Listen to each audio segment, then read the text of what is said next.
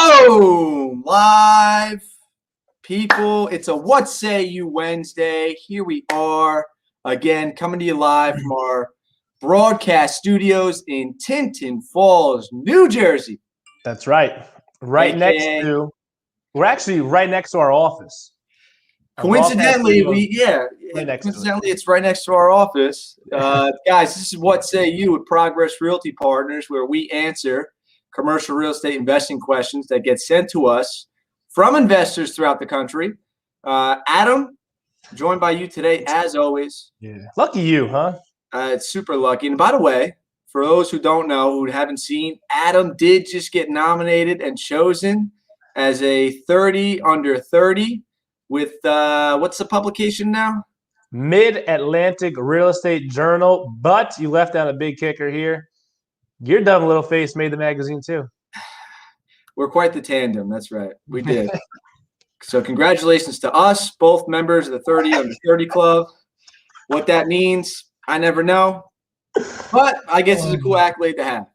But anyway, guys, 4 questions this week. 2 for me, 2 for Adam. Enough about us. Let's get right into it, sir. We got Cindy from good old Massachusetts. She wants to know, Adam, what questions do you normally ask brokers when asking about a deal? Great. Yo, thanks, Harrison. You're the man. Harrison said congrats. Oh, see, I got to click on the comments. Thanks, man. Thanks, Harrison. Oh, wait, and my mom. Oh, your mom. Wow, thanks, Mom. Thanks, Dan's mom. She's the best. All right, enough about my mom. Now I can talk about her long enough. Adam, what questions are we asking brokers when we're asking about deals?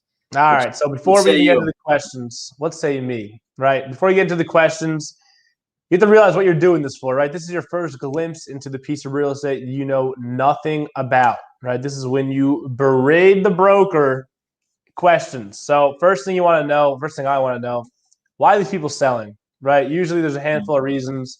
We call them the group of Ds. Not like that, you dirty dog, Dan. Dan loves Ds, but debt, divorce, debt, and dissolution, right? Those are main 4 reasons aside from taxes, right? These are main 4 reasons why people sell property. So find out why they're selling, when they bought it, what have they done to the asset since they've owned it? Do they release and reposition the entire thing? Do they throw a new roof on? Do they put a new parking lot down, right? Find out the different CapEx items, because these are big ticket money items that are going to come into your pocket if somebody hasn't already done them.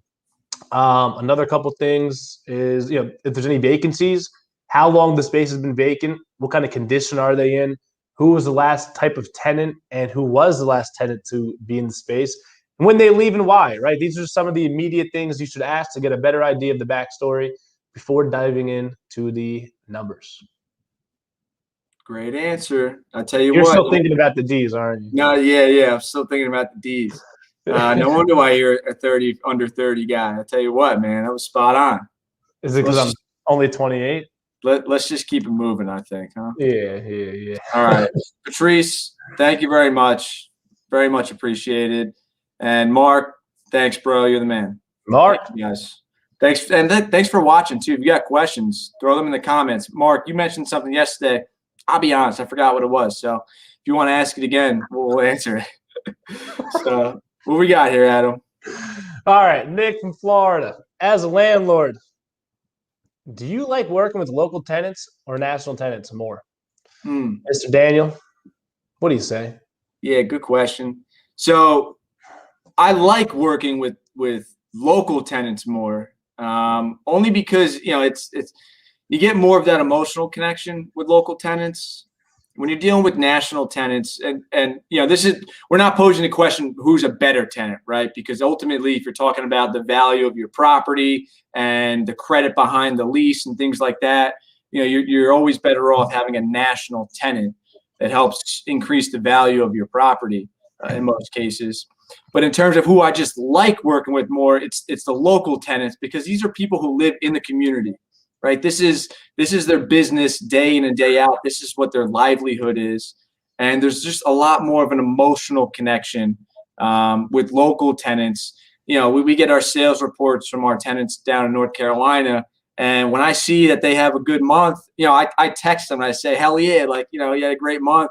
Keep up the good work, whatever else. The national tenants, they have a whole office of people, lease administration, real estate, et cetera, et cetera. They're not emotionally connected to the performance of any one location. They're just doing a job. So, it's a lot more rewarding, I think, working with local tenants when you see them have success and you see that their store is busy or the restaurant has a lot of people eating at it and stuff. So, I like the local tenants more. Who do you like, Adam? No, I would agree. And I'm just going to give a quick little story. So Dan once, not for the reason that you think. Wait, what? You cut out on me. What'd you say? What'd I do? I said you made a woman cry once. Probably more than once. But for a good reason, right? To snowball off your comment, right? Working with local tenants. We have a tenant down North Carolina specifically who this is literally their livelihood. They come in every single day. The ass crack of dawn, whatever time they get there. This is their business. This is their livelihood. This is their entire everything. And something as simple as giving them a dehumidifier, right? Yeah. They were having trouble with humidity in their space. Right. So, Dan was like, "Oh, we'll get you guys a dehumidifier." And she was just so taken back by the fact that we go out of our way as a landlord and help them with such a small personal problem. It doesn't affect us, right? It affects them. We're not sitting there in 87% humidity in a store every day. But she literally broke down in tears of how happy she was. So something like that is very rewarding, knowing you can physically work with these people, make a direct impact. Yeah, you do that for AMC. It's like, wow, cool. Thanks for the dehumidifier. It doesn't mean anything to them. Right. So I agree. I like working with the local people. They're just a little more relatable. It's like, like working with like our parents or our cousin. Everyone's a human at the end of the day. And I think when you work with big companies and big corporations, sometimes it takes away from that. Yeah, exactly. All of what you said. All right, we got keep making women cry over there. Yeah, for good reason. I'm a heartbreaker. Brian from Wyoming. That's WY, right? Wyoming. How do brokers decide what cap rate a property gets there, Adam? Well, it's all subjective. That's all I got. No, I'm kidding. So a lot goes into it. Obviously, main driver would be the NOI, right? Net operating income. Your income minus your expenses. You get your absolute bottom dollar. But it's a lot more than that, right? If you have a property that makes $400,000 in Wyoming, for instance, that property is going to be worth less than a property that makes $400,000 in Manhattan. It goes based off location, the types of tenants that you have, the length of the leases that you have, right? If you have a Chick-fil-A for 20 years, that's why these things are trading at 3.5 caps, opposed to, Joe's Candy Shop that makes the same exact amount of money, but is in Wisconsin that has a 3-year lease, right? So the length of the term, the credit behind who's actually paying you, the location, the property that it's in sometimes can affect it. If you're looking at a whole property as a whole, you want to come down to price per foot, right? A retail center is not going to be worth $1,000 a foot in Wyoming. In Manhattan, it might be. So all these things overall come into the total valuation, which can help you get down to your cap rate. I think a lot of times, I don't know. I don't even know if brokers use the science. They just slap on 4 cap, 5 cap. It sounds good, right? Oh, gas station? Yeah. Extra to take this thing. It's going to be a 2 cap. Yeah, right. Like how many times do we get, an offering memorandum? We look at the underwriting, or at least, the breakdown of expenses and stuff. And it's like, dude, where's management? Where's insurance? Where's vacancy? Where are all these expenses that we're going to incur? And why aren't they in your package? Oh, because it was self-managed. The guy pays himself. All right, great. We've actually had a broker tell us, I'm not going to mention who, but we were like, dude, like, where is the management fee? Where is like the actual insurance? And he said, I'm selling the deal here. I'm brokering it. Like, put it in for yourself, right? Yeah. So that's why it's an art and a science. That's why we love our brokers, but they're investment sales agents for a reason. They are trying to sell you a product or an income stream. All right, Adam. Christine from North Carolina has written a long question, but she's owned a small strip center for a number of years and have been reluctant to raise rents in fear of their tenants leaving. How do you justify rent increases with your tenants? That is a good question. Great question, Christine. It all comes down to knowing your market, right? Understanding what other centers, other properties are charging for rents and in their buildings, and also like how occupied are those other buildings? Is there any available vacancies within your market that your tenant can leave to? If there isn't, well, now you have something called leverage, and you can use that against your tenant because they can threaten to leave all they want, but if there's nothing available for them to move into, then ultimately they're not going anywhere. So it's so crucial, and I think a lot of people overlook this. It's not just about understanding your own property. You really have to understand the surrounding properties in your market and know who's where, right? Who's occupying space at what properties, how much are they paying in rent? Get on the phone with your local, leasing agents, your national leasing agents that might be doing the leasing for these other properties, and just ask questions, right? Even if you just go on like a LoopNet or something and you see in your area what other people are asking, you can at least get a gauge, relatively speaking, what the market rate rents are in your area. So like in Christine's case, if you're charging $10 a foot and you see that every other property, they're getting 12, 13, 14 bucks a foot, well, then maybe you should be charging more, or maybe 10 bucks a foot because your property's older or whatever the case is. Maybe that is market rate, but you have to understand what the market it calls for, because that's really what's going to drive, the demand for your property and how much you could charge. Know your market. That's the biggest thing, especially when it comes to lease negotiations. Understand what kind of leverage, what kind of options your tenant has, so that if they start making the threats of they're going to go to another property or move, and you say, well, Mr. Johnson, there isn't an available property within 10 miles. So I don't know where you're going. That'll change the negotiations a little bit. Right. And on that same sentiment, right? I mean, obviously the cost of what their new lease is going to be could be, prohibitive, but the cost of moving is sometimes so exorbitant. Some of these smaller tenants, they just can't afford it. If they're going to close up shop over a $2 a foot rental bump, they're certainly not going to pay $90,000 to move everything and start a whole new operation somewhere else. Mm-hmm. Yeah, that's a big one too. That's something I feel like a lot of people, Adam, don't necessarily, consider, is the cost of the tenant at your property, what it's going to cost them to move. Because, even if they could save $1 a foot on rent, it could be totally cost prohibitive for them to move because they have to pay for a new fit out. They got to move equipment. They got to potentially buy new equipment. So it's a big ordeal for someone to just pick up their business and move, a mile down the road or 2 miles down the road. You have a very easy way to find out, though, right? Very easy way to find that out. You ask them, how much did you guys spend on the fit out when you moved in here, right? If they moved in 20 years ago, spend 150 grand, it's going to be 300. It's going to be double that now. If they can't afford the extra $6,000 in rent, they're not going anywhere. Yeah, great answer. Our buddy Kevin. What's up, Kev? What do you prefer / recommend going after? Apartment complexes / condos or service-oriented shopping centers, Adam? What do you think? I know our answer. But. Yeah, I mean, it really depends on the investor appetite. So I personally would rather go after service-oriented shopping centers. I like getting a check from a nationally or publicly traded company, a credit tenant, right? Nothing wrong with apartments. People make a bloody fortune in apartments. Obviously, the whole argument of volatility. What? A bloody fortune? What do you make a bloody fortune in apartments, man?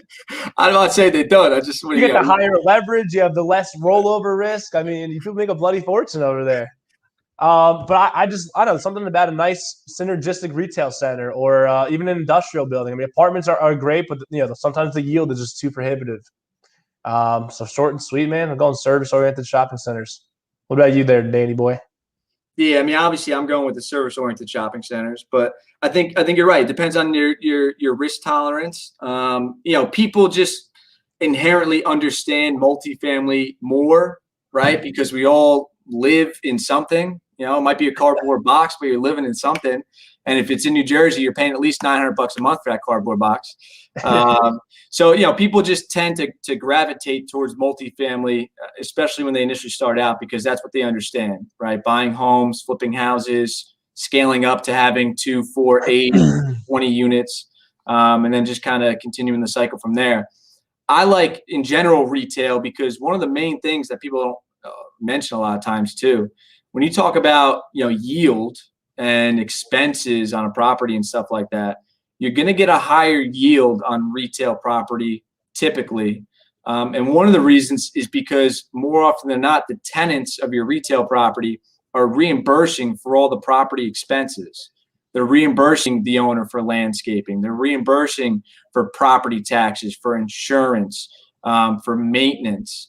Whereas a roof, right? You own an apartment complex, you're paying the taxes, right? You're paying the insurance.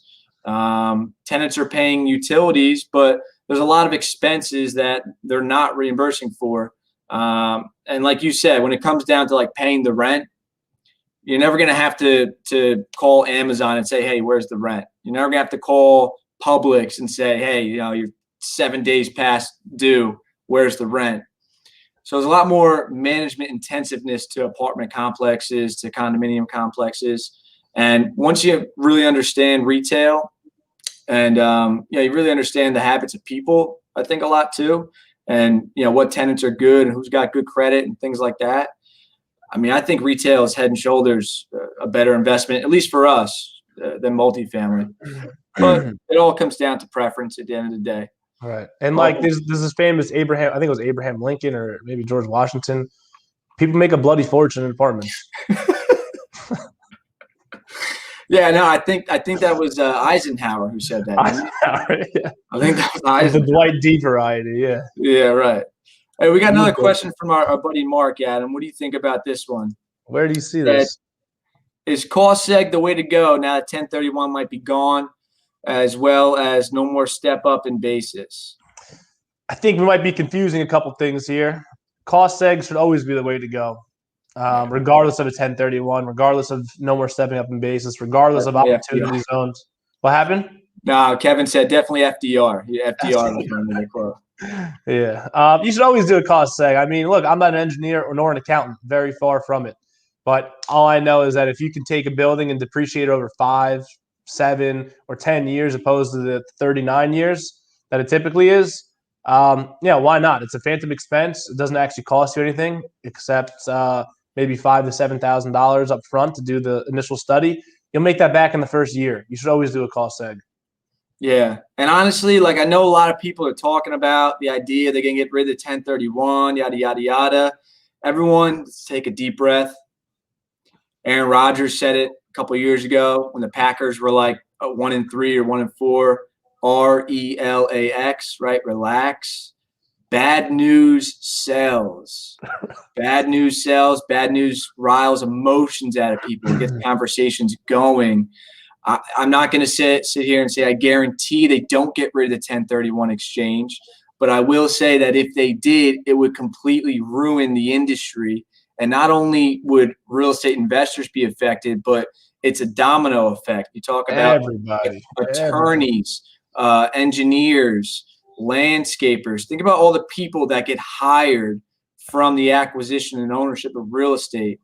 If a 1031 exchange were to go away, not only would it just completely slow up the volume of transactions, but all these other industries would be affected too. And never forget, right? Politicians, these guys make a lot of money.